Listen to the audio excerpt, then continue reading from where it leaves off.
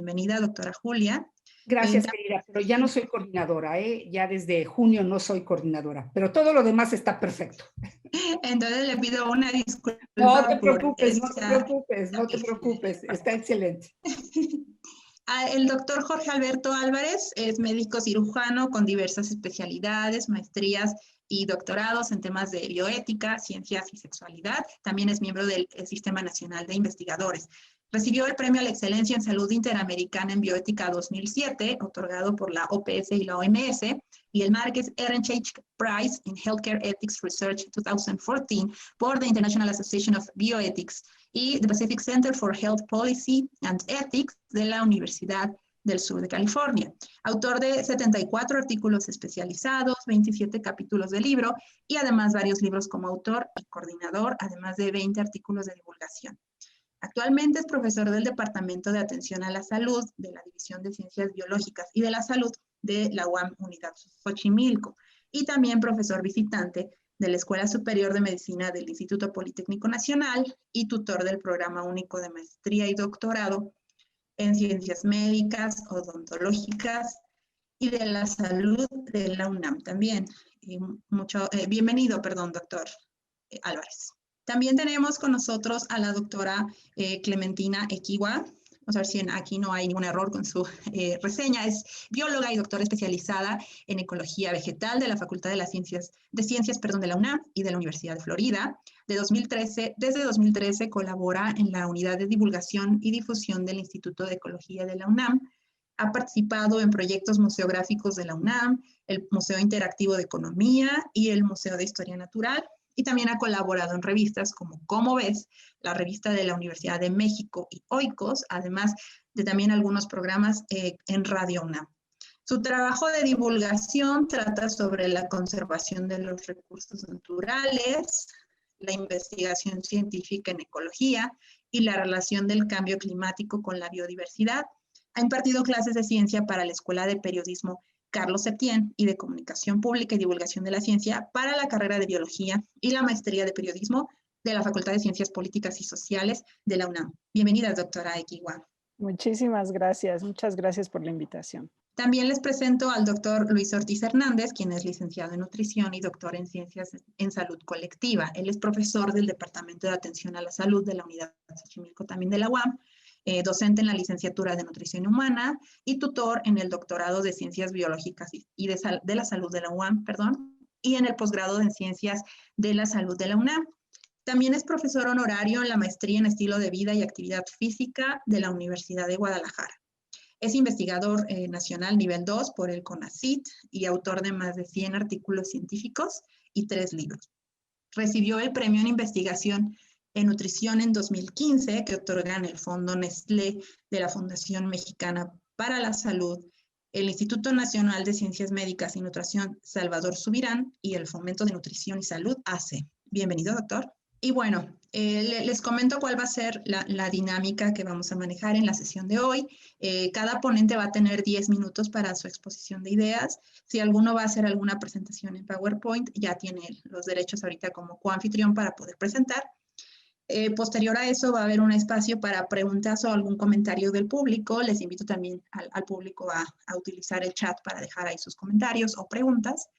Y finalmente, cada ponente tendría 5 minutos para sus conclusiones sobre el tema. Les quiero comentar que con la finalidad de ajustarnos a los tiempos, va a aparecer un temporizador en la pantalla cuando falte un minuto para concluir sus intervenciones. Si alguno está presentando, se va a interrumpir la presentación para que aparezca el cronómetro. Y bueno, ¿les parece? Vamos a comenzar entonces con el orden en cómo los presenté, comenzando con la doctora Julia Tagüeña. Repito el tema entonces. ¿Cuál es el papel de los universitarios en la comunicación de la ciencia al público? Doctora Julia, tiene 10 minutos para su intervención. Mil gracias por la invitación. Un placer estar con todos ustedes en esta charla de miércoles en la tarde sobre divulgación de la ciencia. Yo pensé en no traer una presentación justamente para hacerlo más fluido, una conversación entre todos. Por supuesto que una de las funciones sustantivas de la universidad es la divulgación. Entonces, es completamente, digamos, dentro de las funciones del universitario, está la divulgación de la ciencia, la difusión de la cultura, la extensión de la cultura, porque es una de las 3 oportunidades que te dan las universidades de desarrollarte. Una, desde luego, la investigación, otra la docencia y otra la divulgación. Y las 3, pues, son una oportunidad de crecimiento personal fantástico. Es claro que no necesariamente todos tenemos que enfatizar de la misma manera cada una de estas acciones, aunque sí hay que cumplirlas. O sea, sin duda, sin docencia, sin tener intercambio con los jóvenes, pues te pierdes realmente la esencia de la universidad, que es formar nuevos profesionistas. La investigación en divulgación de la ciencia o en el área que sea, pues siempre enriquece tu forma de hacer las cosas. Y finalmente la divulgación es como una responsabilidad social, porque es en la divulgación donde te acercas a la sociedad, donde compartes con la sociedad el privilegio que has tenido de tener acceso a la educación, de tener acceso al conocimiento. Las universidades generan espacios para esa divulgación, como son, por ejemplo, los museos universitarios, donde se le da una oportunidad a la sociedad de intercambio con el conocimiento que se genera en la universidad y con el conocimiento en general. Y desde luego, esto no es solamente para la ciencia, es también la difusión de la cultura, ¿no? Todos los museos, todas las actividades culturales que todas nuestras universidades ofrecen, pues es una de las formas en las que las universidades retribuimos a la sociedad el privilegio de contar con su apoyo. Entonces yo pienso que no hay absolutamente ninguna duda de que el papel del universitario en la divulgación de la ciencia es crucial. Lo que también hay que decir es que sí existe la comunicación de la ciencia como una área emergente, como yo lo llamaría una interdisciplina, una transdisciplina, porque llega a la sociedad, y entonces ya las universidades están formando comunicadores absolutamente profesionales. Ya no necesariamente el investigador hace una labor de comunicación, lo cual por supuesto es muy bueno y es loable, sino que existe la persona que se especializa en la comunicación pública de la ciencia, y eso viene gracias a una serie de diplomados y de posgrados que lo permiten, porque finalmente son los posgrados los que te dan esta especialización. Entonces, en la divulgación de la ciencia está el personaje, el investigador que comparte su conocimiento, está el comunicador que igual hizo un posgrado, por ejemplo, en filosofía de la ciencia y se vuelve simplemente un profesional de la comunicación de la ciencia. Entonces, existen como diferentes caminos de cubrir esta función, todos ellos importantes, porque tampoco le puedes exigir a un investigador que necesariamente sea un buen comunicador. Todos hemos estado en conferencias de divulgación de investigadores que no tienen como ya saben, como el estilo que le gusta a los jóvenes, y la conferencia no resulta tan bien. Pero para eso están justamente los equipos, porque los equipos se conforman y entonces no necesariamente tiene que ser una sola persona la que lo haga todo. Por ejemplo, yo tuve el privilegio de ser parte del equipo que creó el Museo Universum, y estábamos conformados por muy diversas habilidades, todas fundamentales: museógrafos, fotógrafos, científicos, divulgadores, educadores, y todos aportamos a un proyecto común. Entonces, la multidisciplina que la universidad permite hace que se conformen estos grupos fantásticos. Entonces, en resumen, el papel del universitario en la divulgación es fundamental. Yo diría que inclusive cuando el que lo hace no viene de la universidad, como puede ser un periodista científico, que también es fundamental en el sistema de divulgación de la ciencia, este periodista científico no está en una universidad, está en un periódico, de todas maneras se basa en información que recibe de la universidad, está en contacto con investigadores, ¿no? Entonces, ya sea en forma directa o en forma indirecta, los universitarios siempre estamos involucrados en la divulgación de la ciencia. Pero además, estamos en un momento crucial en el que tenemos no solamente que divulgar como siempre se ha hecho, sino además combatir la desinformación, la mala información, las noticias falsas, y eso es una labor que nunca había sido tan importante como en este momento. Yo separé una frase que me gustó mucho para esta reunión que escribió Javier Cercas, que seguramente le suena, es un escritor español muy reconocido, y dice lo siguiente: hoy no basta con contar la verdad. Además, hay que destruir las mentiras, empezando por esas grandes mentiras que se fabrican con pequeñas verdades y que son las peores mentiras porque tienen el sabor de la verdad. Entonces, estamos en un momento en que, gracias a las redes sociales, a la capacidad de que se extiendan noticias, la labor del divulgador se vuelve todavía más importante. Por ejemplo, el último número de Scientific American, yo soy una suscriptora de Scientific American desde hace muchos años, justamente está dedicado a eso, se llama Confronting Misinformation. Porque, bueno, se ve al revés, ¿no? Eso es física, pero bueno, no importa. Lo que quiero decirles es que ese es el tema en este momento, y las universidades tienen ese gran reto, tienen el gran reto de dar información correcta, de dar información basada en hechos, de que den información que la sociedad puede creer en esa información. Y justamente la pandemia de COVID ha hecho todavía más evidente. Hay médicos aquí que tocarán ese tema, estoy seguro, de una manera mucho más, todavía más fuerte que yo, porque sin estos médicos que están contando cómo están las cosas, la sociedad estaría completamente desamparada. Entonces, por un lado, hay una responsabilidad de difusión, pero también en este momento hay una responsabilidad de lucha contra la mala información. Y finalmente, para terminar, porque no me quiero pasar de mis 10 minutos, como ustedes saben, la comunicación de la ciencia tiene diferentes modelos y inicia con un modelo muy, pues, casi prepotente, ¿no? Como de, pues yo le voy a informar a la gente de qué se trata y pues la gente va a recibir el conocimiento que le estamos dando.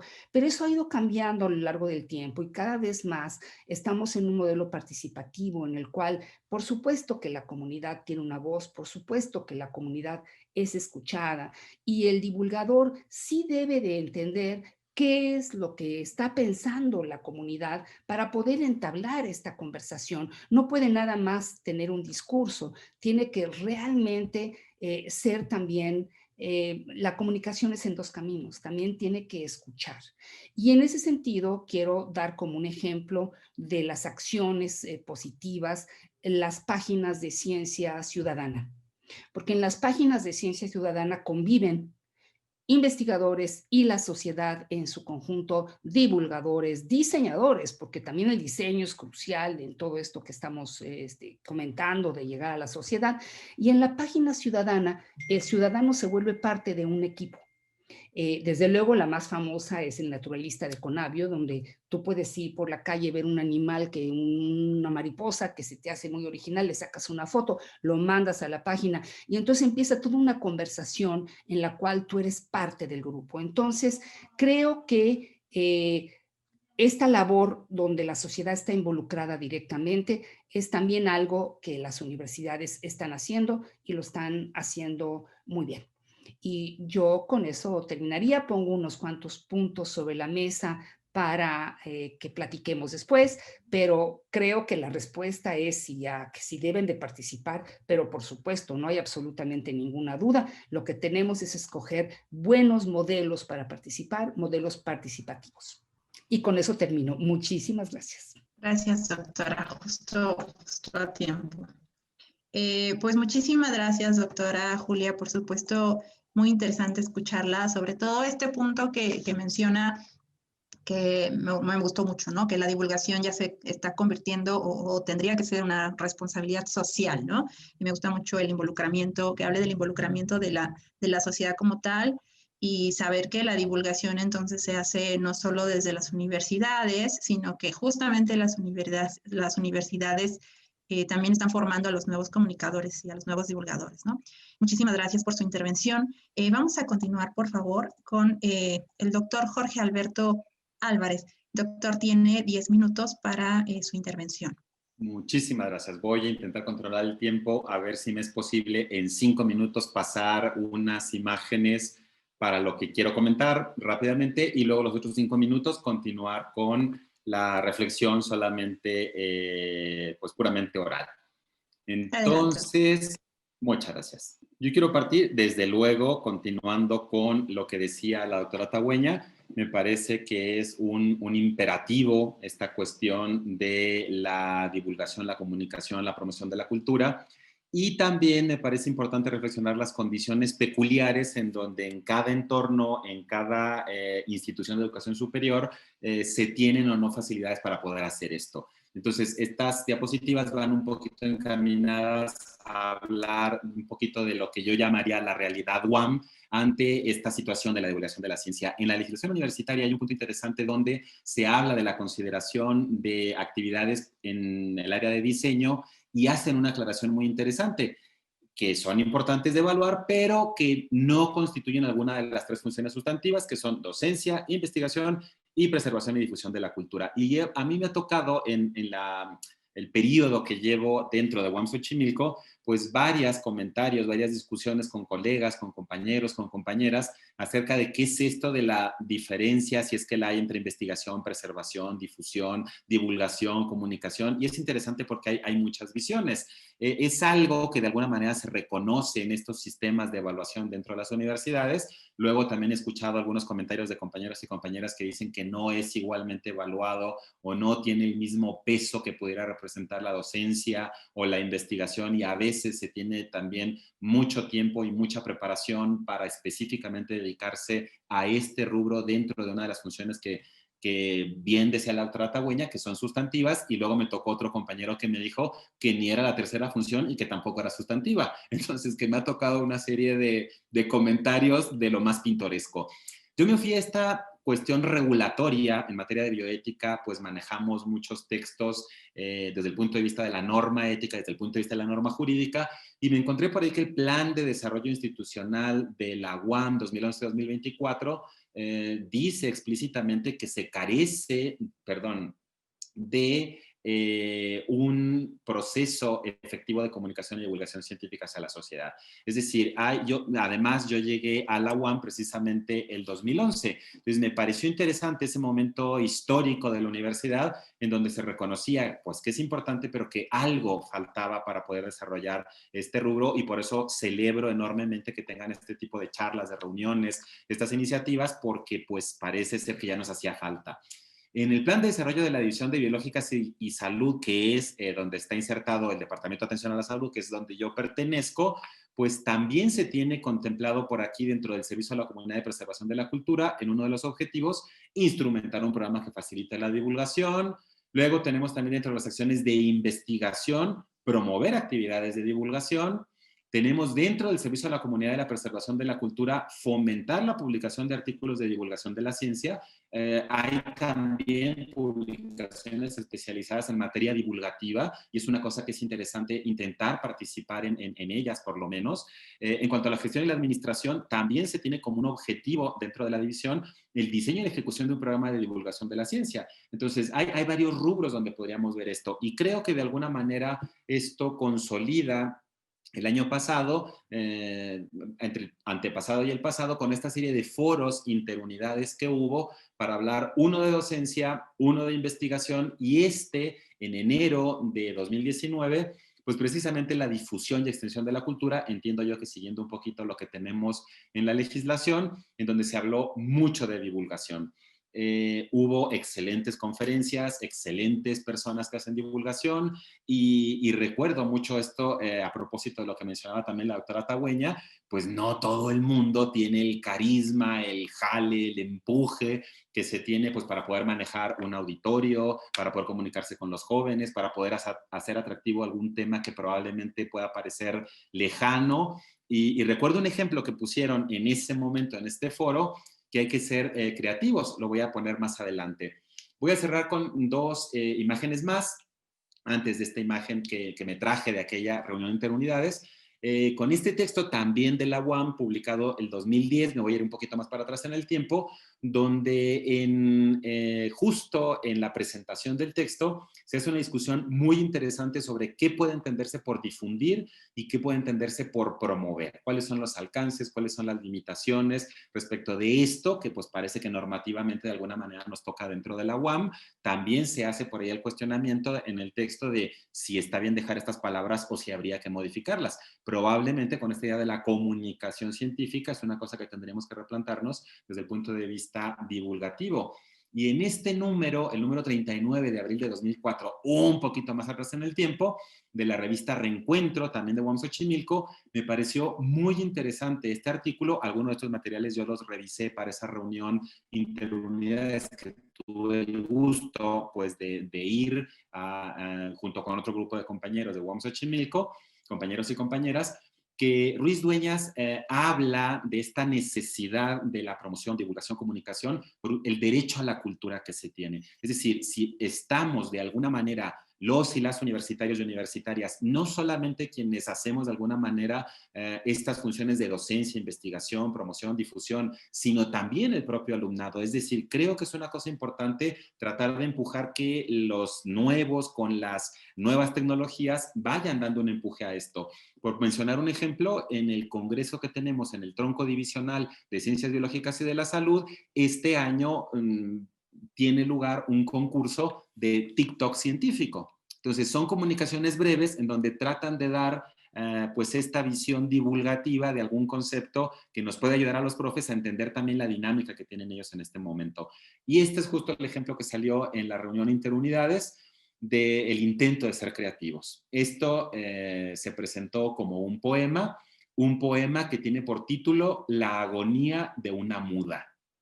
También es cierto que es difícil encontrar alguna cosa que tenga algún cierto impacto como esto, que es como muy original. Yo siempre termino las presentaciones y esta la quise terminar igual y me sirve también por el último comentario que hizo la doctora Tagüeña, cuando agradezco la atención por haber escuchado lo que les comento. Esto es una parte de la tira de la peregrinación, en donde habla de las 7 tribus nahuatlacas que llegan al Valle de México y una de esas 7 tribus era la de los Xochimilcas. Y pues como yo trabajo en UAM Xochimilco, siempre agradezco a la institución donde estoy y pongo ahí la Xochitl en medio, que es la representación de la flor, y destaco el glifo de la palabra. Eso que tiene esta representación antropomórfica enfrente como un globito, como una especie de exhalación, va y viene. Esto es una cosa que tenían clara nuestras culturas en donde no se trata solamente de esta visión de yo sé y te enseño porque tú no sabes, sino que efectivamente es un ir y venir, es un tengo algo que compartir, seguramente a donde vamos hay algo por compartir también por esa comunidad, en un hospital, en una institución de educación media, en la sociedad, en el metro, con la metro en el metro, en todo lo que se hace, siempre hay algo que nos pueden compartir a nosotros y a nosotras y que nosotros podemos llevar al aula, al ámbito de la investigación y a todas estas situaciones. A mí me ha gustado mucho esta situación de la divulgación y no solo tiene que ser, ahora voy a jalármelo un poquito para mi terreno para aprovechar los 2 minutos que me quedan, no solo tiene que ser en aspectos, me parece, científicos, también los aspectos humanísticos. Puse precisamente ese caso de la división de diseño, pues porque el arte, que no tiene que ver necesariamente o estrictamente con la cuestión científica, se puede divulgar la estética, y yo que me dedico a cuestiones de bioética, pues yo participo mucho, por ejemplo, en comités de ética de investigación, en comités hospitalarios de bioética, y es otra manera de extender estas funciones de la universidad hacia la sociedad. Tal vez son grupos como muy acotados o con cuestiones muy específicas, pero creo que también eso es una manera de llevar el trabajo universitario a otros campos y a otros ámbitos. Entonces, también quisiera yo preguntar si alguien sabe, porque precisamente con la SONEDICIT en algún momento estuve yo buscando los diplomados que tenían en materia de divulgación y luego no los encontré o no sé qué le pasó a la página,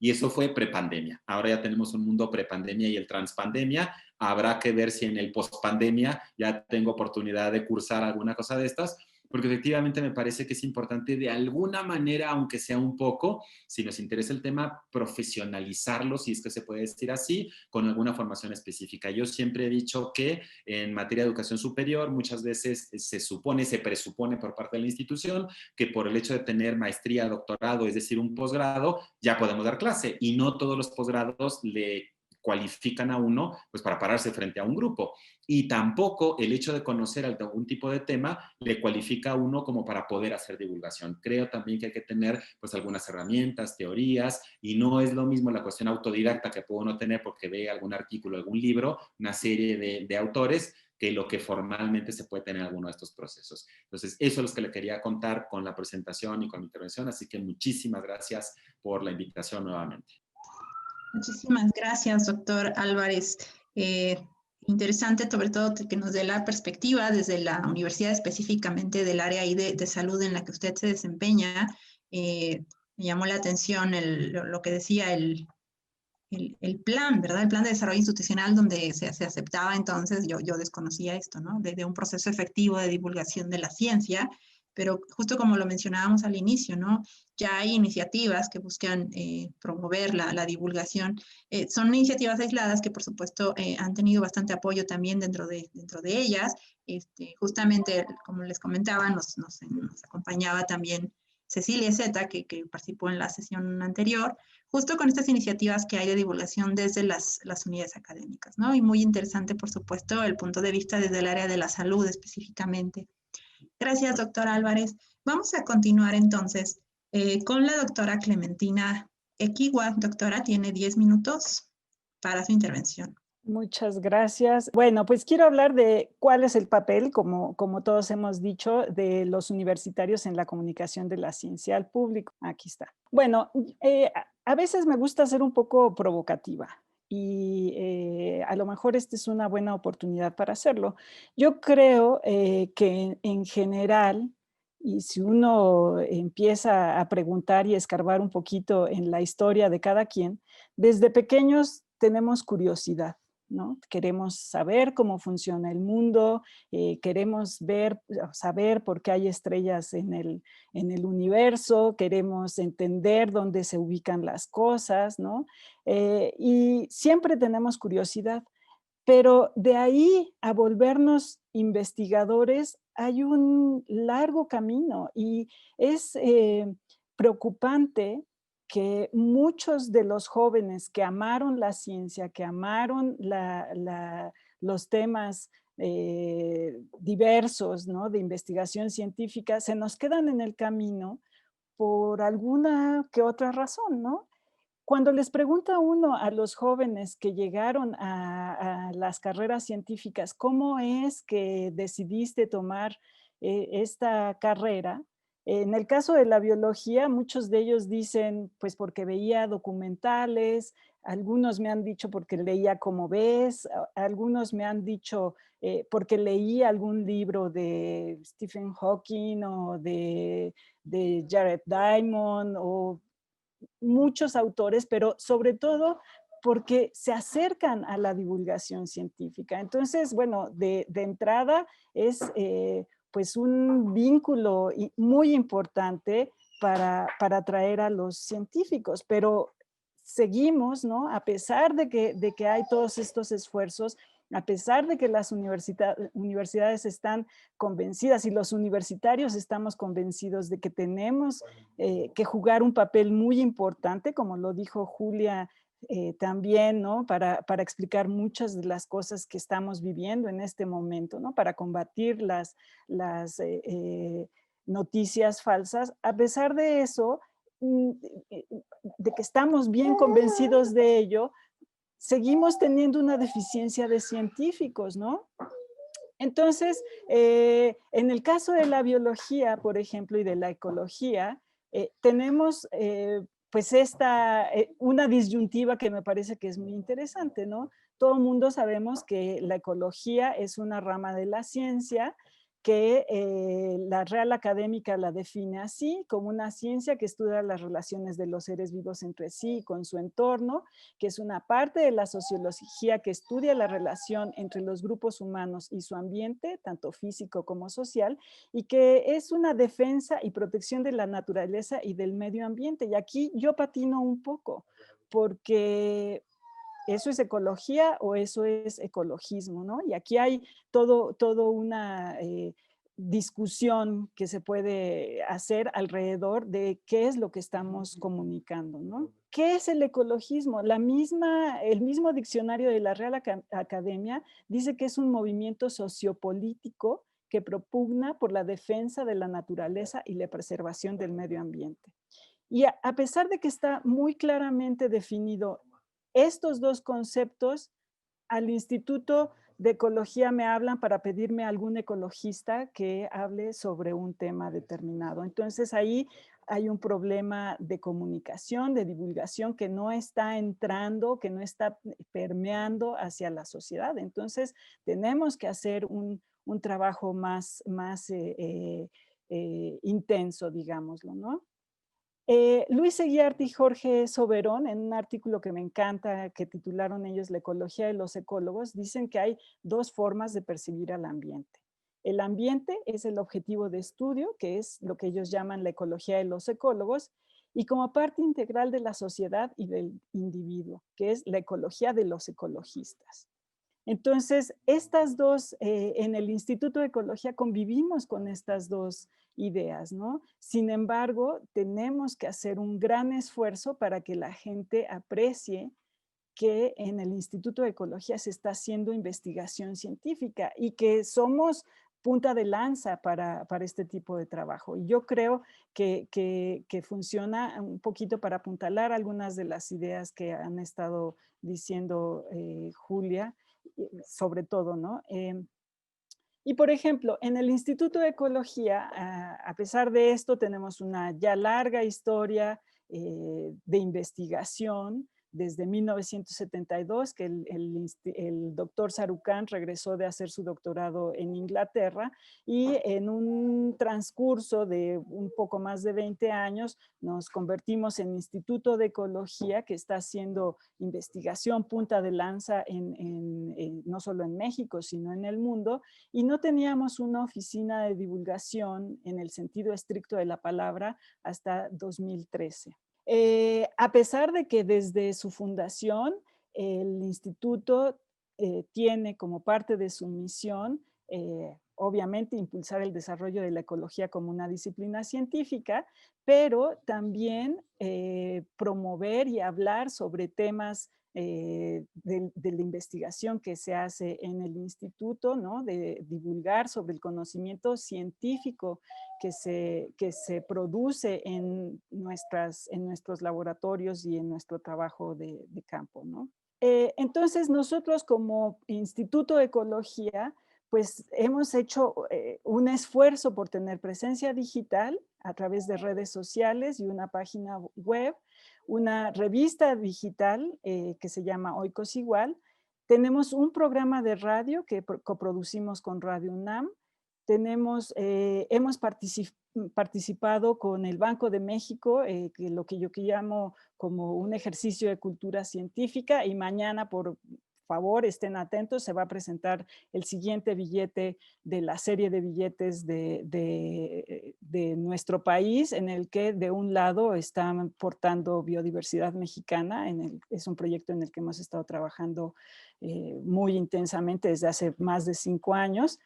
Y también impartimos materias, ¿no? Porque efectivamente, como decían ustedes, la divulgación de la ciencia ha sobrevivido en mucho por la buena voluntad del trabajo de los científicos o de los investigadores, que muchas veces no tienen pues, como decía Julia, un poquito la habilidad, ¿no? De atraer a los jóvenes a a los temas que se están investigando, ¿no? Entonces, bueno, precisamente con Patricia Magaña, que está aquí como parte de la audiencia, y Paloma Subieta y Martín Bonfil, hemos estado impulsando una materia para, desde la licenciatura, sensibilizar a los jóvenes para que salgan con ya ciertos intereses para contribuir a la profesionalización de la divulgación científica.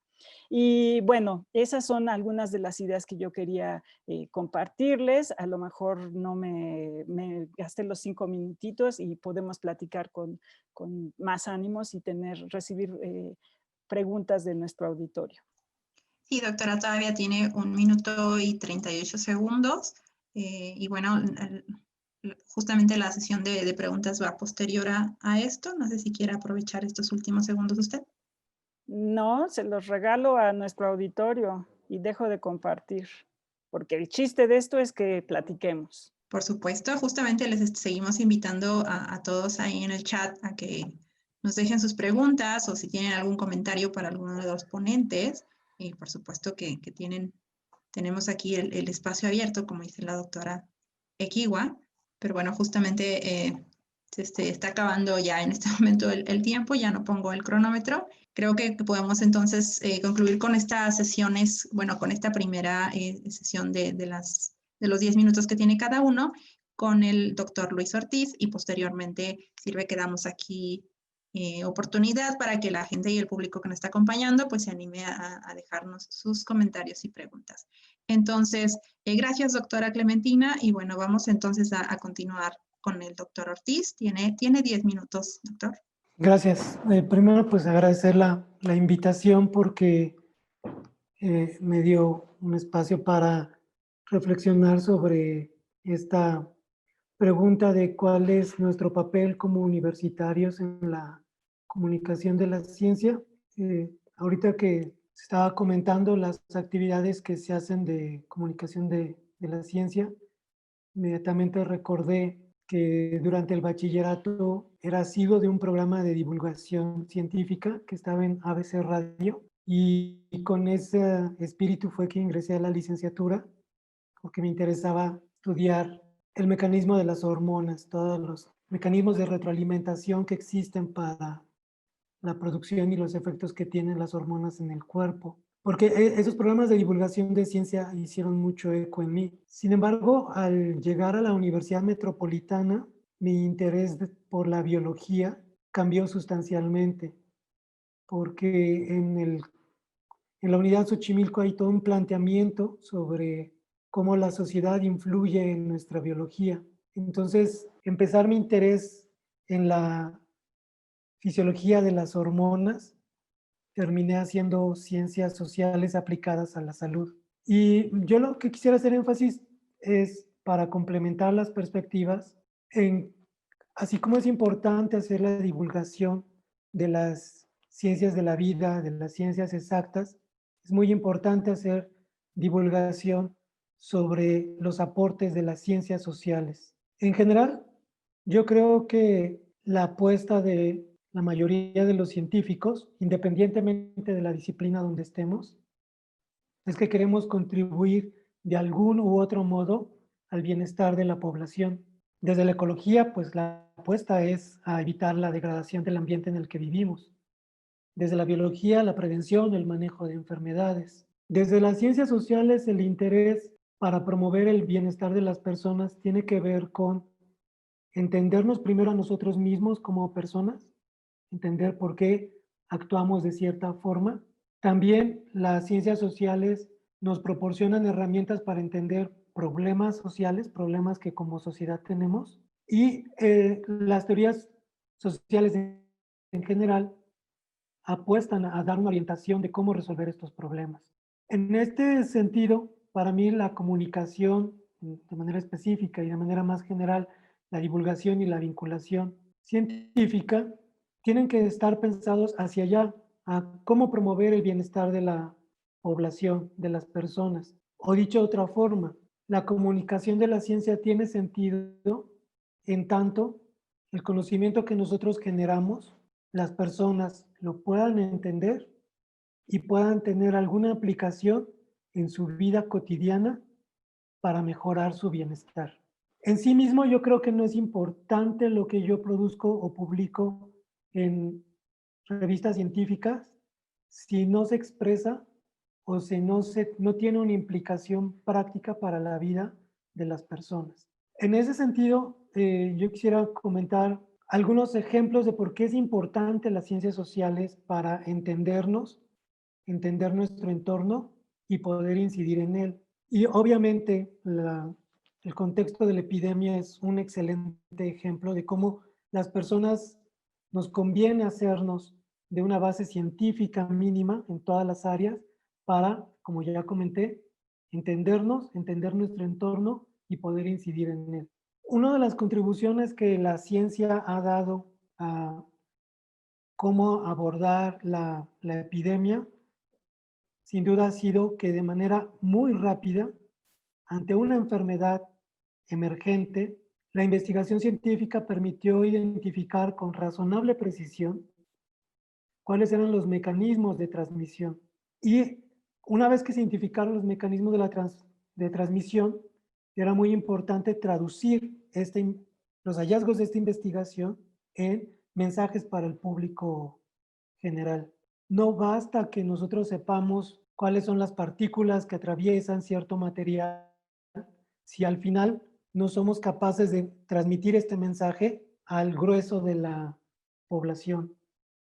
Y para hacer esa transmisión es importante entender o reconocer que si bien la racionalidad de las ciencias exactas o de las ciencias naturales dan pie a conocer mecanismos biológicos o físicos muy específicos, para la persona, digamos, común y corriente, para la población general, eso no da mucho sentido para implementar medidas de cuidado. Si nosotros no entendemos cómo las personas perciben el papel que puede tener el cubrebocas o la sana distancia, el conocimiento fáctico de la biología o de la medicina o de la biomedicina va a tener poco impacto en el comportamiento de las personas. Ahí las ciencias sociales tienen un papel muy importante porque ellas permiten entender cómo la lógica de las personas sin formación científica con frecuencia difiere y es gobernado por otra lógica que también es importante entender.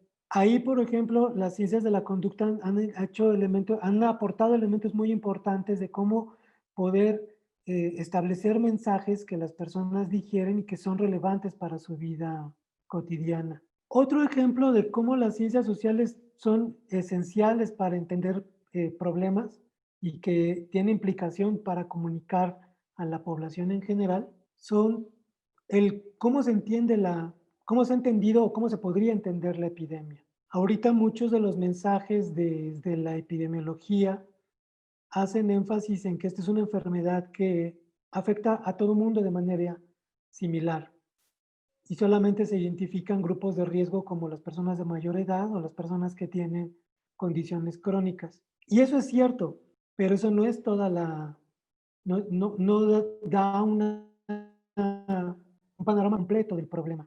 Desde las ciencias sociales siempre se parte de la idea de que en las sociedades hay diferencias entre grupos. Con frecuencia se ha desconocido, por ejemplo, que las poblaciones empobrecidas son más susceptibles de presentar problemas de salud. Sin este elemento, reconocer que existen diferencias sociales, políticas de salud que traten de manejar problemas tan importantes como la actual epidemia, darán respuestas parciales. Si ya sabemos que hay poblaciones que por sus condiciones de vida son más susceptibles de contraer la infección y desarrollar formas graves, se tendría que implementar algún tipo de política para dar respuesta a ello. Finalmente, otro ejemplo de por qué es importante involucrar la difusión de las ciencias sociales hacia la población en general tiene que ver con las políticas que se han dado de aparente prevención.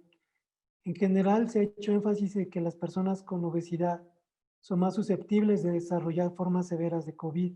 Estadísticamente eso es cierto, pero algo que se ha perdido de vista es que las ciencias sociales desde hace mucho tiempo han mostrado que estigmatizar un problema de salud en lugar de resolverlo, hace que las cosas se agraven, porque las personas, en vez de asistir a los servicios de salud, por ejemplo, cuando encuentran esta actitud negativa, los evitan. Veo que se me está acabando el tiempo, pero yo reitero que mi énfasis era en, también es importante la divulgación de las ciencias sociales.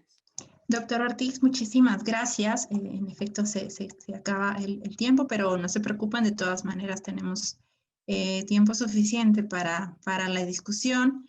Y bueno, el doctor Ortiz nos dio una visión distinta, justamente acaba de tocar un tema que va a ser parte de uno de los temas de las sesiones que tendremos cada miércoles. Justamente vamos a tener más adelante un tema que tiene que ver con eso, ¿no? Con la divulgación del conocimiento de tipo científico, también el conocimiento de tipo social, ¿no? Entonces, en este caso, el doctor Ortiz, por supuesto, que nos acaba de dar, doctor, una perspectiva muy diferente.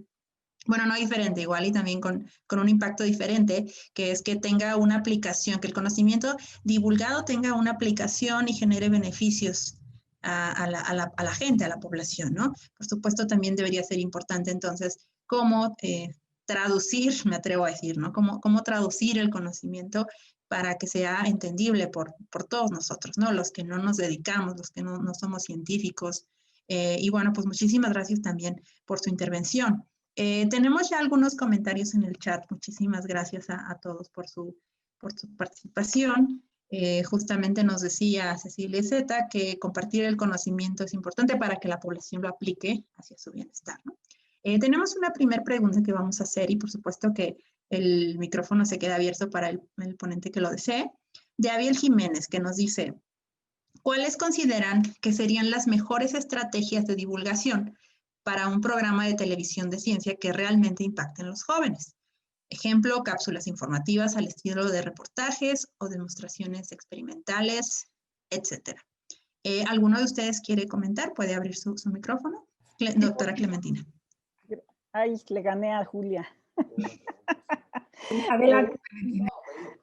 Bueno, yo creo que una de las cosas que sería fundamental es contar con voces jóvenes. En mi experiencia, tener jóvenes que están estudiando maestrías y doctorado logran acercar a los más jóvenes a estos temas. Entonces, de alguna manera, por eso ha sido mi interés en impartir clases con los jóvenes de licenciatura, ¿no? A que se entrenen no solamente en el conocimiento científico, sino que también tengan las habilidades para hacer divulgación de la ciencia de manera correcta, ¿no? Porque también ahorita un poco con la situación de salud que estamos viviendo, parece que hay una pandemia también de grupos de divulgación que están tratando de explicar todos estos temas, ¿no? Pero no sabemos qué tan exitosos sean. En mi experiencia, el tener presentes a jóvenes que estén ayudando a impulsar los temas, no importa si sean cápsulas de televisión, si son podcast o lo que sea, es muy importante, por un lado. Y por otro lado, también quitar un poquito esta imagen de que la ciencia solo son resultados, sino que también implica una serie de experiencias alrededor de adquirir el conocimiento científico que van desde el placer de encontrar algo nuevo, ¿no? Que te estimula y te hace sentir bien, ¿no? De que encontraste algo que te satisface desde el punto de vista de la curiosidad, hasta pues el que padeces a veces de tu vida en el campo con el calor, todas estas sensaciones que se logren transferir a las nuevas generaciones, me parece que enriquecen la experiencia de la divulgación, ¿no? No solamente, como digo, esto de que pues obtuvimos estos resultados, sino que hubo todo un camino que implicó experiencias positivas y experiencias negativas, para mí no importa, pero que al final te llevan a un resultado que hasta puede ser negativo en algunos casos, negativo en el sentido de que no obtuviste los resultados que tú esperabas en la formulación de tus hipótesis, ¿no? todo eso es una experiencia y así es el conocimiento científico y así es como lo deben percibir y recibir quien sea el público, ¿no? Que está tomando o recibiendo esta información. Gracias, doctora. ¿Alguien más gusta comentar algo sobre la pregunta? Sí, la doctora Julia. Bueno, desde luego estoy muy de acuerdo en las voces jóvenes, sin ninguna duda. Por otro lado, también se vale copiar, sobre todo en divulgación, es perfectamente válido. La gente va a los museos a copiar exposiciones, a copiar ideas, a copiar imágenes que tuvieron éxito. Y hay programas que ya sabemos que han sido exitosos y yo le diría a esta persona, si piensa hacer un programa, que empiece por revisar lo que existe. Por ejemplo, Cosmos era un programa de televisión donde Eric Sagan logró un éxito mundial impresionante, pero hay programas de otro tipo, mucho más lúdicos, que también han sido muy exitosos. Y eso me lleva a un consejo que me gustaría hacer, y es el apoyo de actores. Porque la verdad es que los actores hacen las cosas diferentes, saben cómo actuar. Entonces, por ejemplo, en la Dirección General de Divulgación de la Ciencia, un grupo de teatro montó una serie de obras, lo lleva Eduardo Castañeda, y luego ese mismo grupo hizo una serie de programas basados en Cómo ves. Y la realidad es que cuando un actor se involucra en algo así, pues tiene la habilidad del actor. De hecho, cuando en Universum se preparaba a los anfitriones para recibir al público, parte del entrenamiento era estar con un actor, porque el actor te enseña a cómo pararte, a cómo moverte, a cómo sacar la voz hacia adelante.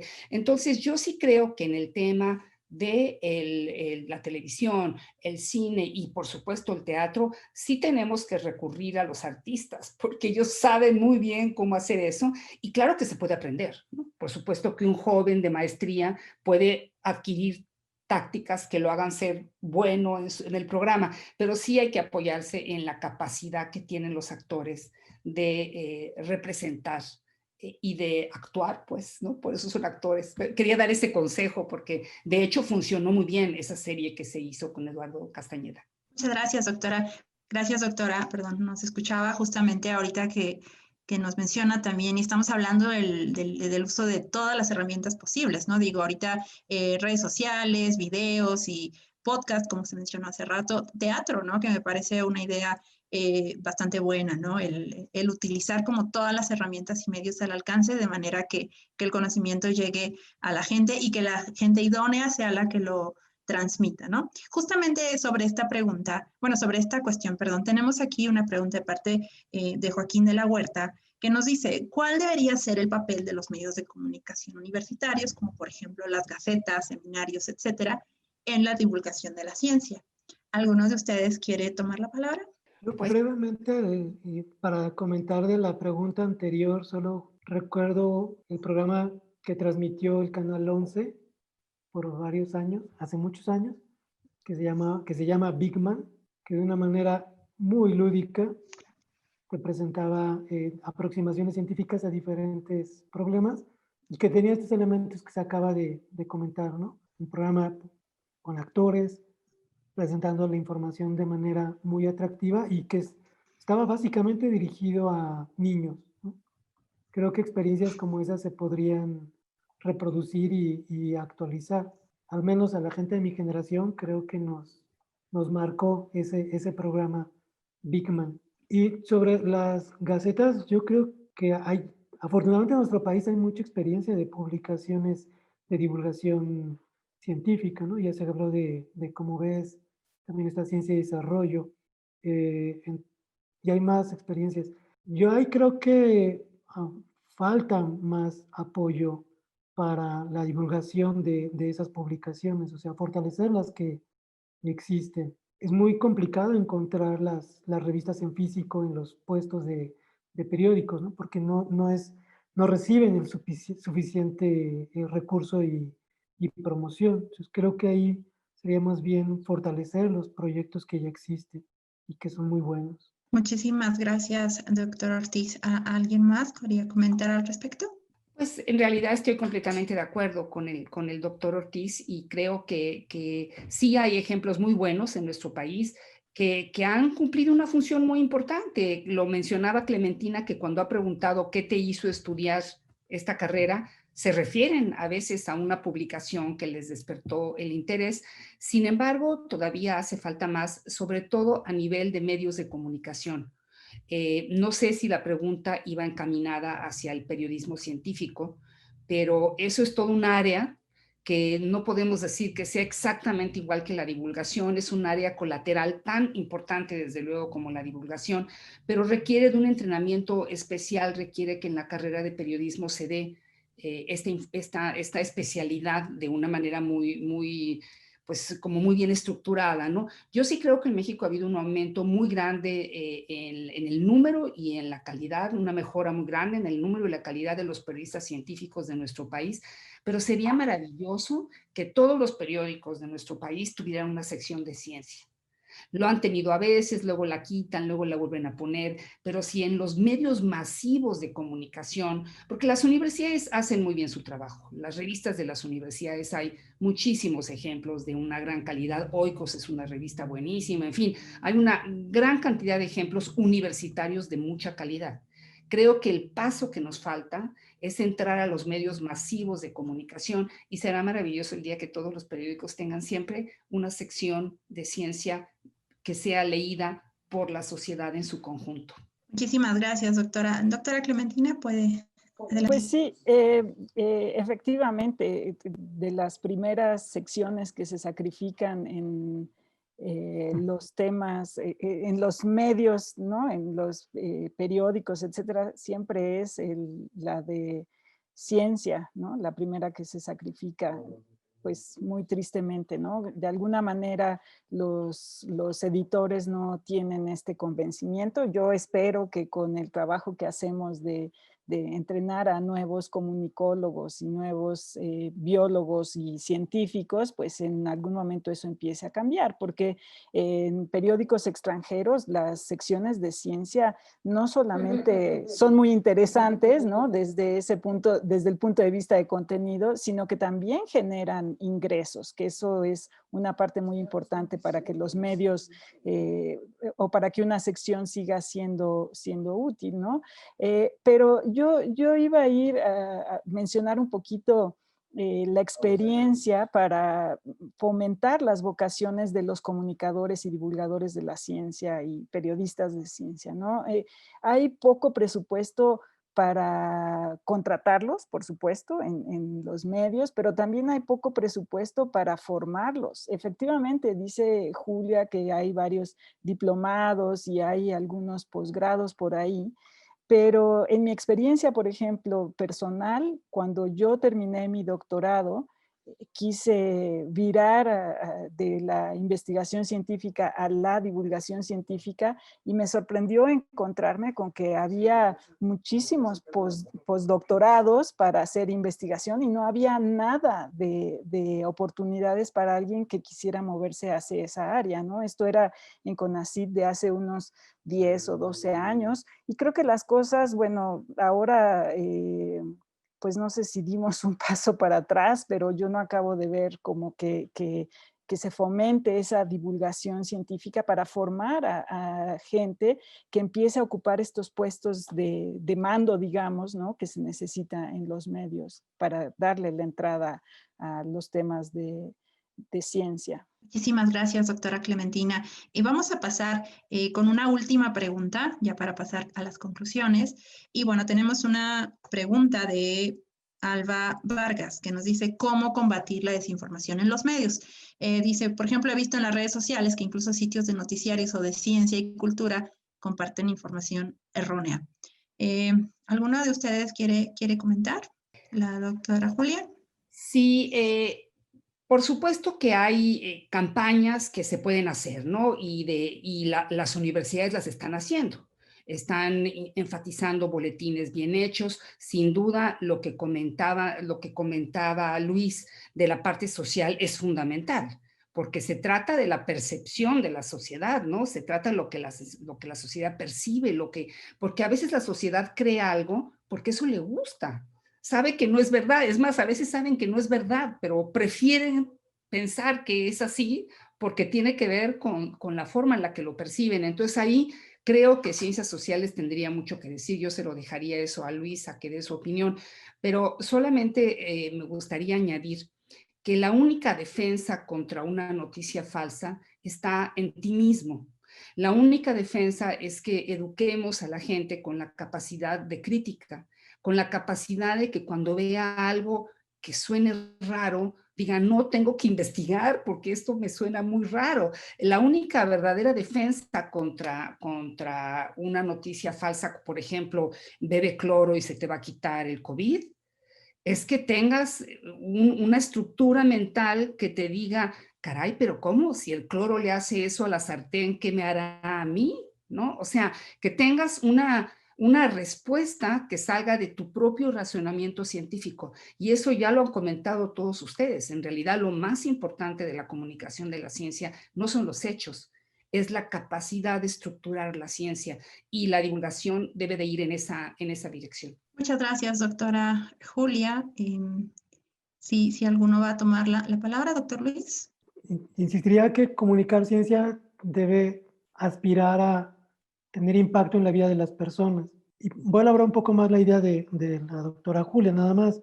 Una ventaja que tiene la investigación científica sobre otras formas de pensar la realidad es este rigor del que hablaba la doctora Julia, que un nombre que se le ha dado es pensamiento crítico. Sería un buen proyecto tener como objetivo generar en todos los niños, todos los adolescentes, eventualmente adultos, este pensamiento crítico. Pensamiento crítico significa cuestionarse a sí mismo. ¿Estoy pensando todas las posibilidades o hay alguna posibilidad o alguna explicación que no he considerado? Eso yo creo que es como la actitud que tendríamos que tener al leer las noticias o a leer una revista. Estoy leyendo esta fuente de información, pero ¿es la única fuente? ¿O esto que me está diciendo es la única opción? ¿O hay otras explicaciones alternativas? Creo que una parte importante de comunicar ciencia es eso, difundir esta actitud de pensamiento crítico. Todas las alternativas, estoy escribiendo algo. Que por lo regular el problema de la desinformación es que nos quedamos con una sola explicación y no exploramos otras alternativas, cosa que en la investigación científica es un principio. ¿Me escuchó? Sí, muchísimas gracias, doctor Luis. Y bueno, tenemos por supuesto también algunos comentarios, más que preguntas aquí en el chat. Igual y algunos por cuestiones de tiempo ya no los podremos mencionar, pero bueno, por supuesto también agradecemos, se encuentra aquí también con nosotros el doctor Nemesio Chávez, quien es prácticamente el iniciador de esta actividad en conjunto con nosotros, que justamente él dice que, bueno, cuando estábamos hablando de esta parte de la formación y la divulgación de los nuevos divulgadores, dice, comienzan los jóvenes en el aula que aprenden, se entretienen y consumen todo tipo de contenidos, preferentemente a través de videos de 5 minutos. Justamente hace ratito que hablábamos de todos los medios a través de los cuales se aprende. Hace rato también que se mencionó, ¿no? Del evento, esta actividad con los TikToks, que también se me hace, pues también muy interesante, ¿no? En cuestión de los jóvenes que ahorita ya están más cercanos a redes sociales, más que inclusive a revistas y material en papel, pues creo que nos alcanzó esta revolución digital. Muchísimas gracias también a todos por sus comentarios. Vamos a pasar a la etapa de las conclusiones. Cada uno tendrá 5 minutos. Y bueno, abramos el micrófono, comenzando otra vez en el orden inicial con la doctora Julia Tagüeña. Tiene 5 minutos, doctora. Muchas gracias. Bueno, yo me quiero referir a la presentación de Jorge Alberto Álvarez porque me pareció muy importante el que haya hecho un análisis de qué es lo que dicen las reglas y qué es lo que dice el estatuto de la universidad respecto a esto, porque finalmente la única manera de que todo esto se organice es que esté unido a toda una reglamentación que es subyacente, pero es fundamental. Entonces yo le quería comentar a Jorge Alberto que acabo de revisar la tesis de maestría de un alumno de Elaine Reynoso, que hace el análisis del desarrollo de la comunicación de la ciencia en la universidad, y entonces da toda una serie de documentos que podrían serte interesantes. Por ejemplo, la Dirección General de Divulgación de la Ciencia ha hecho todo un análisis de cómo evaluar la divulgación, porque ese es parte del gran problema de las universidades, que el trabajo tiene que ser evaluado. Y en ese mismo contexto, la ley vigente de ciencia y tecnología, en un adendum que se hizo en 2015, incluye la divulgación de la ciencia como una de las responsabilidades del Estado. Y creo que es importante en la nueva Ley General de Ciencia, Tecnología e Innovación, que se va a discutir este año, que vuelva a entrar la divulgación de la ciencia como una obligación del Estado apoyarla y fomentarla. Creo que hay que estar atentos a que eso esté incluido, porque además me parece que es un tema unificador. Yo no creo que nadie en la comunidad esté en contra de que eso esté incluido en la ley, entonces me gustaría tocar ese punto. Otro punto que nadie ha tocado aquí, pero sé que todos estamos de acuerdo, es el tema de igualdad de género. En todas las campañas que hagamos de divulgación de la ciencia tenemos que dejar muy claro que es una actividad de hombres y de mujeres. De hecho, quiero decirles que es un área donde hay más mujeres que hombres. Entonces, en ese sentido, puede también favorecer en este momento que estamos buscando motivar a niñas, que haya más niñas que se dediquen a la ciencia. Entonces, creo que uno de los temas que tiene que incluir la divulgación de la ciencia es la perspectiva de género. Y finalmente, me gustaría decir que hay una gran confusión respecto a los términos con los que podemos definir esta profesión y que no debemos de preocuparnos demasiado por eso, porque podríamos perder mucho tiempo discutiéndolo. Pero básicamente, como disciplina, que es de hecho una disciplina de ciencias sociales y humanas, es comunicación de la ciencia, así es como en todas las universidades del mundo se llama Science Communication y ya es una disciplina emergente. Como actividad, divulgación funciona, también funciona comunicación pública de la ciencia, pero por ejemplo en América Latina la llaman mucho popularización de la ciencia porque se trata de que llegue a todo mundo. En Colombia lo llaman apropiación de la ciencia porque se vuelve como parte de ti, de tu forma de ver las cosas. Y difusión se suele utilizar para cuando es entre pares. Por ejemplo, si yo voy a un congreso, difundo el conocimiento. En cambio, si doy una conferencia o una preparatoria, divulgo. Entonces, hay una gran variedad de términos, pero no nos desgastemos discutiéndolo. Yo creo que lo que tenemos es que asumir la actividad conjunta y sí asumirla como una profesión, como una carrera. Y ahí Somedicit es muy importante, porque son las sociedades las que generan los gremios. Y en el momento que se crea Somedicit, en ese momento la comunidad de divulgadores que viene de muy diversos ámbitos se conforman como un gremio. Y eso es lo que profesionaliza a la comunidad científica. Entonces, yo felicito a Somedicit y a la UAM por estas actividades y desde luego Somedicit es crucial en todo lo que se está discutiendo como la base de todas estas actividades y como la unión de toda la comunidad de divulgadores. Muchísimas gracias. Gracias a usted, doctora Julia. Damos entonces el paso al doctor Jorge Alberto. Pues muchas gracias. De hecho, parte de mi intención, supongo que esto en algún lado se quedará después dentro de la UAM, de revisar esta cuestión normativa, es porque cuando entiendo yo perfectamente, creo que lo compartimos, esto está escrito en algún lado, pues nos ayuda a empujar. Si uno tiene esta perspectiva, bueno, yo me apoyo en esto y entonces no es nada más porque a mí se me ocurrió que es una cosa muy importante porque está ocurriendo en otro sitio, sino que tenemos como este tipo de herramientas para poder dirigir en algún sentido este tipo de actividades. Yo quisiera pues dar dos perspectivas como retos a futuro. Uno, coincido con la doctora Tagüeña, la cuestión de la perspectiva de género en el sentido más amplio. Es decir, también hay que ser muy cuidadosos, cuidadosas en el momento que se traten de explicar algunas cuestiones científicas y de esto, quien se dedica a los temas, pues también lo habrá visto, porque hay algunas ideas, por ejemplo, machistas o patriarcales que se introducen en algunas explicaciones, por ejemplo, biológicas. Y en ese sentido también retomo lo que dice el doctor Ortiz de la relevancia de las ciencias sociales. Esta historia que se cuenta de que los espermatozoides, el más fuerte, es el que llega y gana y conquista, es una historia profundamente patriarcal entre dos células, que no tiene nada que ver con esa visión introducida desde lo que es la construcción social de las relaciones entre personas con las relaciones en células. Entonces, creo que es un reto enorme la perspectiva de género a todo nivel, en la explicación misma, en esta posibilidad de entender por qué cuando ve uno la clasificación del SNI entre candidatos 1, 2, 3 y eméritos,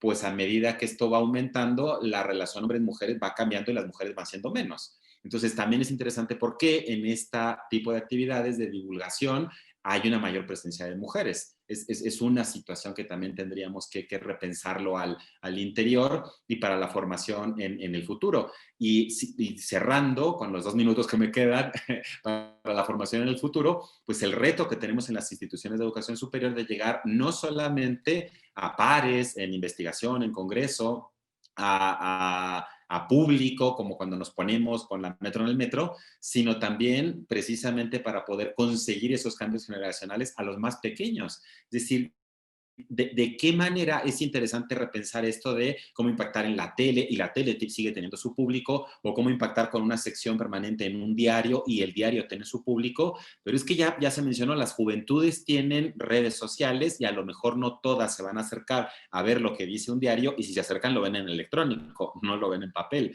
Bueno, ¿qué están utilizando los muy pequeñitos, educación básica, preprimaria, para poder de alguna manera imbuirles ahí la curiosidad de que se vayan por este tipo de temas en esta cuestión un poquito más a incitarles que sigan en ello? Es decir, probablemente hemos ido alguna vez a bachillerato y a lo mejor como ya son preuniversidad, pues les hablamos un poquito de la licenciatura donde estamos y estas cosas, pero cómo promover la unión entre universidades y educación básica, en donde parece que la brecha es un poquito mayor. Yo creo también ahí apostaría, como decía la doctora Equiwa, a llegar a jóvenes, que nuestros jóvenes de licenciatura, por ejemplo, algún conocimiento que tengan lo puedan llevar más allá, pero necesitamos también ahí algún tipo de apoyos. Cuando decía la doctora Tagüeña, me encantó, bueno, ahí los actores se acercaron y todo eso.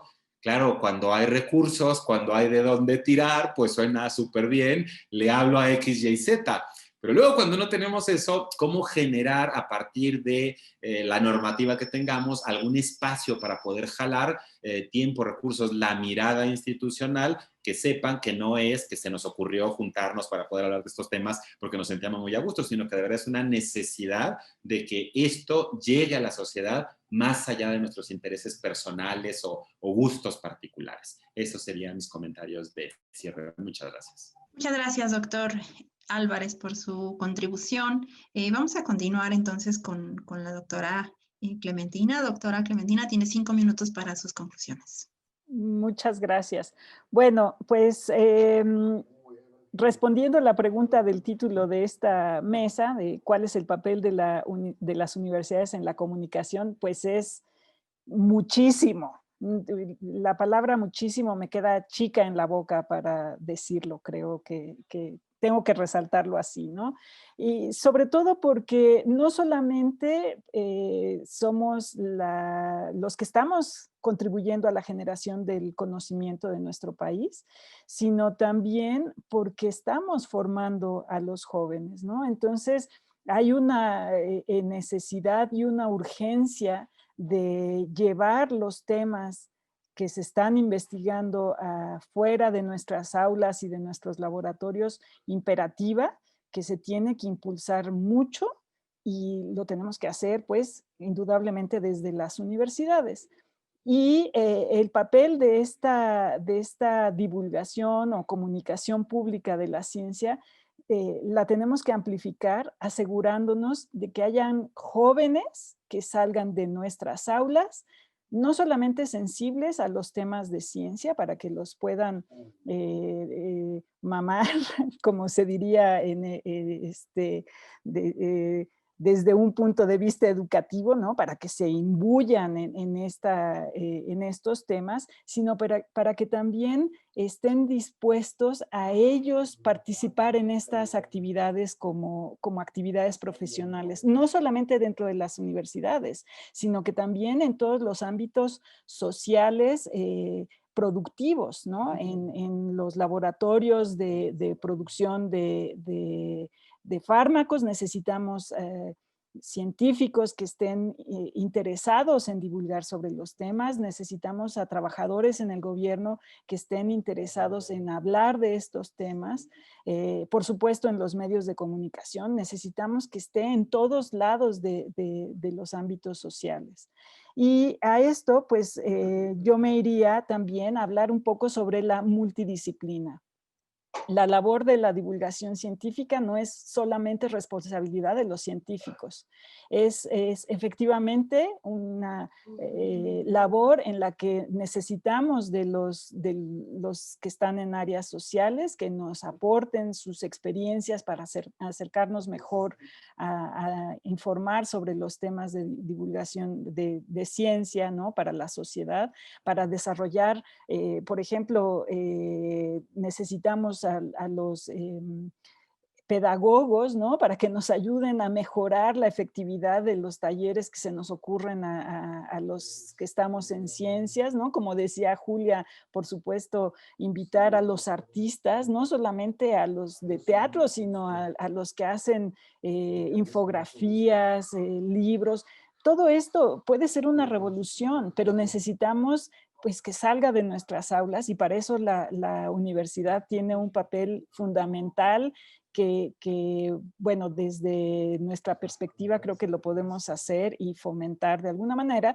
Para eso necesitamos presupuesto y de alguna forma es muy importante que las autoridades también estén conscientes que de alguna manera algo de los recursos se tienen que ir a todas estas actividades, ¿no? A divulgar y a comunicar y a apoyar las actividades de divulgación de la ciencia de nuestros académicos y de nuestro personal, pero también para formarlos, ¿no? Abriendo nuevas licenciaturas, nuevas diplomados, nuevos posgrados, ¿no?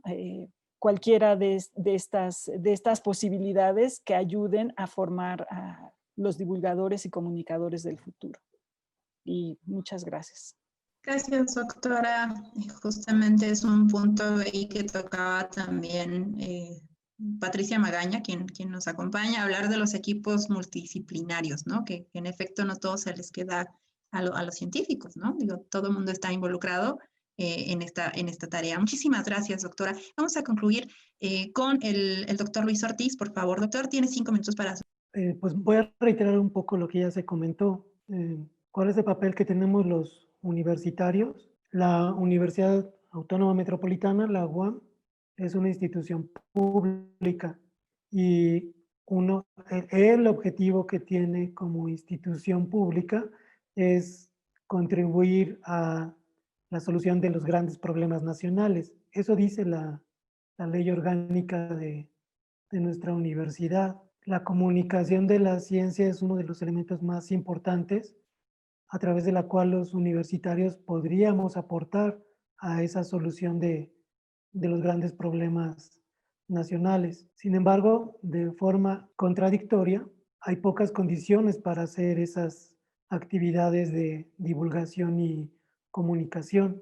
Ya se comentó que los investigadores en las universidades y en los centros de investigación recibimos mucho más estímulos y recursos por la publicación de los resultados de nuestras investigaciones en revistas científicas para que lo lean otros científicos. Pero el publicar en estas revistas puede tener muy poco impacto en difundir el conocimiento que nosotros estamos generando entre el resto de la población, cuando probablemente lo que nosotros estamos documentando, mostrando, evidenciando, podría tener un impacto en la vida cotidiana de muchas personas. Además de esta contradicción, creo, estructural en las instituciones de investigación y de educación superior, que por un lado se plantean como meta contribuir a la solución de problemas sociales, pero por otro lado hay un apoyo prácticamente nulo hacia los profesores para llevar a cabo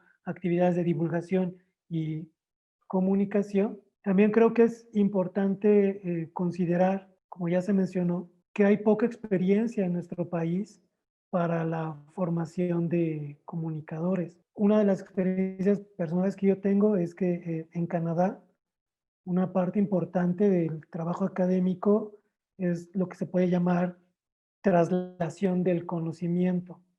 O sea, cómo traducir lo que tú estás generando como conocimiento a un material de divulgación, que bien puede ser un pequeño resumen de los principales resultados de tu investigación para los que pueden hacer uso de tu conocimiento, o hacer material de divulgación para la población en general. Elementos que se daban en estos cursos, por ejemplo, eran redacción periodística, ¿no?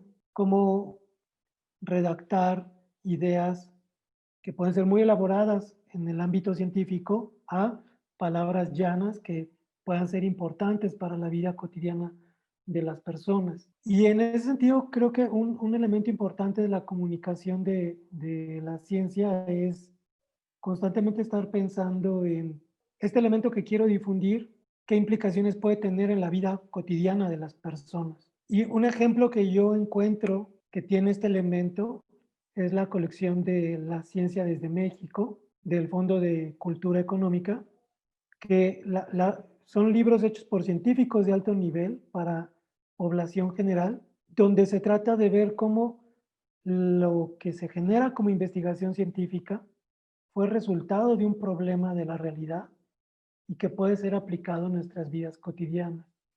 Creo que este debe ser central en la comunicación de la ciencia. Gracias. Muchas gracias, doctor Ortiz. Muchísimas gracias, por supuesto, a todos nuestros ponentes. Vamos a ir finalizando entonces con la sesión de hoy, muy interesante, donde se han planteado diversas perspectivas, diversas ideas y puntos de vista, sobre todo también por las instituciones de las cuales provienen nuestros ponentes, ¿no? Y las áreas de estudio de cada uno de ellos. Muchísimas gracias a todos. Por supuesto, también les agradecemos a todos los participantes que se unieron en esta segunda sesión. Le quiero agradecer también al equipo de la SOMEDICIT, que también nos está apoyando en la organización de estas sesiones, y les queremos invitar, por supuesto, solamente para que se unan. No sé si ahí están viendo mi pantalla, pero bueno, espero que sí. Les estamos invitando, por supuesto, a la próxima sesión que va a realizarse, por supuesto, el próximo miércoles a las 5 de la tarde. En este tema, justamente el tema a tratar va a ser conocimiento social y conocimiento científico. ¿Cuál debe divulgarse, ¿no? Justamente que hoy tocamos ese tema ahorita, y bueno, tenemos un espacio el próximo miércoles. También tendremos ponentes de parte de SOMEDICIT, de parte de la UAM. Y bueno, será una charla seguramente igual de interesante que la de hoy. Les dejo aquí en el chat a todos. Recuerden que se pueden registrar en el mismo enlace en el que se registraron, es el mismo formulario, porque cada semana van cambiando los datos de Zoom. Entonces, a partir de ahorita ya se pueden registrar en el mismo enlace. Y bueno, pues no me queda más que agradecerles a todos por su asistencia el día de hoy. Gracias también a los asistentes. Y nos vemos entonces el próximo miércoles a las 5 de la tarde. Les dejé ahí en el chat el enlace para que se registren, para que también lo difundan entre sus medios y esta red pueda seguir creciendo. Muchas gracias a todos y muy buenas noches.